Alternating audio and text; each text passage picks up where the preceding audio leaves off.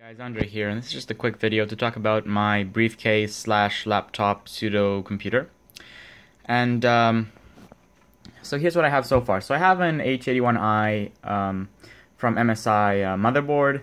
This is rocking in Intel Core i3-4130, just because it's very cheap, very energy efficient, quote unquote, for Haswell, and just general low power consumption, low heat output. Hence, I can use and get away with using such a low cooler, or small form factor cooler. And mind you, this will get to about 89 degrees with the fan ramped to full, but it will not go past, thankfully. So the CPU should be safe. I believe this is actually 80. I'm talking about, not 90. Otherwise, let's see what I've done to this. So the first thing you can see from the motherboard, if you have this motherboard, is that there is no audio jack. So where's the audio jacks? Well, I've had to remove them. They were right here, but they were the tallest part here. So after a bunch of grueling desoldering and other such shenanigans, I've managed to take it off. Now, I do not advise with doing this because this, for some reason, will not desolder, either because of the internal ground plane, or I'm not sure why. This thing just sucks up heat so fast that none of my soldering irons could desolder this in any way.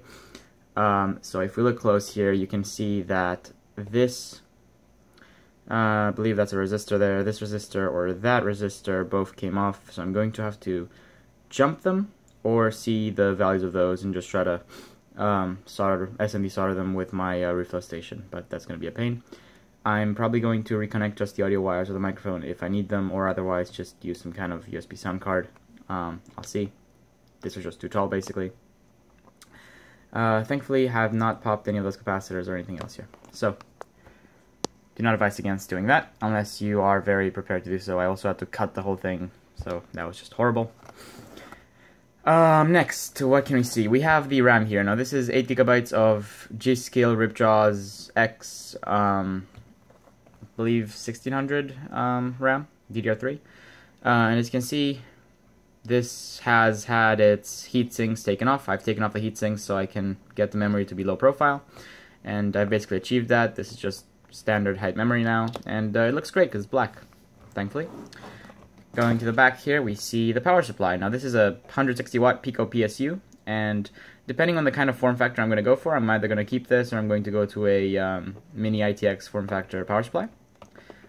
This is just sort of handy and cheap, and I decided why not, might as well use it for something else. Very interesting for its size, the amount of power it can deliver, but you can see that it's just strapped into the motherboard 24-pin power supply. This also runs cables to a Molex adapter that is currently empty, a 4-pin extra motherboard power adapter, and we also have a SATA data coming down there that I'll show you in a second. We have our SATA connectors here, of which I only use one for my SSD. And that's about it. I'm running all the cables around the power supply and trying to keep them as neat as possible. I'm going to have to get a shorter SATA data cable, obviously. But for the last thing coming off is we see the power lines coming off, being routed around the PCI Express slot to this barrel jack here, and that is a 12-volt input. The only problem I'm having with this currently is I have a 12-volt 6-amp power supply, which seems to be able to drive this, but I would like to get a 12-volt 18 or 20-amp, just to be safe, power brick.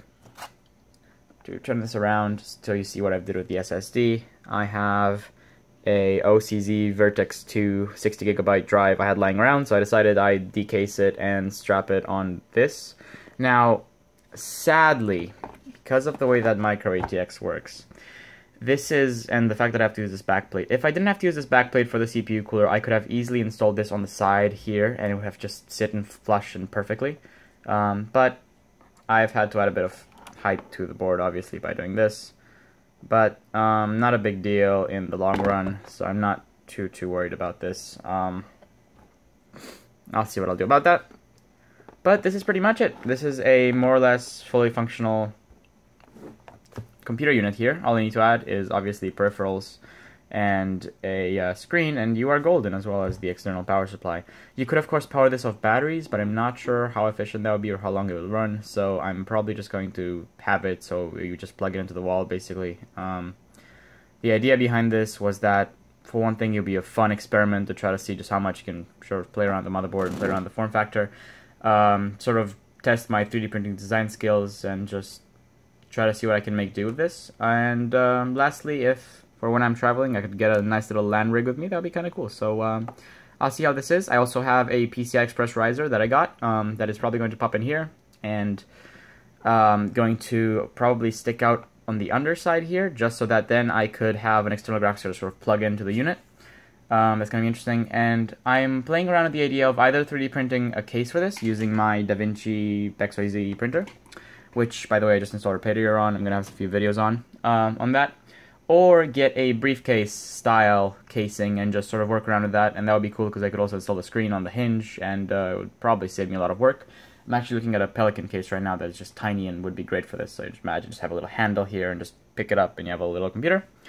And as far as screen, I'm playing around with the idea because this does not, or no, it does rather, sorry. Oh no, it doesn't, sorry. I was going mad there for a second. I was going to put an iPad Retina display here with the DisplayPort adapter, which I've tried and miserably failed at before. But this does not seem to support DisplayPort, so I'm going to have to try to get an HDMI screen of some sort. But other than that, everything should be golden, and yeah, more videos coming soon. Thanks for watching.